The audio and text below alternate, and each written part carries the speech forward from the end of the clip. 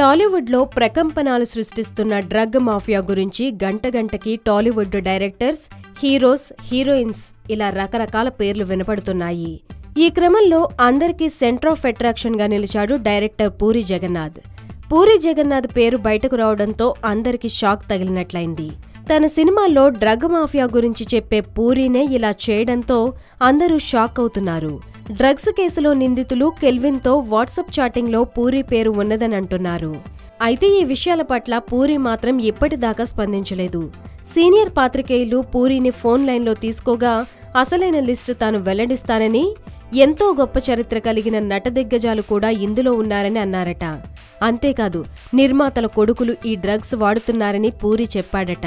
అయితే తనకు ఈ వివరాలన్నీ చెప్పే దమ్ముంది కానీ వాటిని రాసే దమ్ము మీకుందా అని మీడియాను ఛాలెంజ్ చేశాడట పూరి జగన్నాథ్. త్వరలోనే విచారణకు హాజరు కానున్న పూరి త్వరలో ఓ టీవీ ఇంటర్వ్యూకి వస్తానని చెప్పారట. నిజంగానే పూరి దగ్గర అంత పెద్ద లిస్టుందా అని అందరూ అవాక్కవుతున్నారు. నోటీసులు అందుకునేందుకు కూడా కొందరు నిరాకరించడం విశేషం. కొందరేమో నోటీసులు అందుకుని పోలీసులు చేసే ఎలాంటి టెస్టులకైనా సిద్ధమే అంటున్నారు. మరి సంచలనంగా మారిన టాలీవుడ్ డ్రగ్ మాఫియా ఇంకా ఎన్ని ట్విస్టులు తిరుగుతుందో చూడాలి.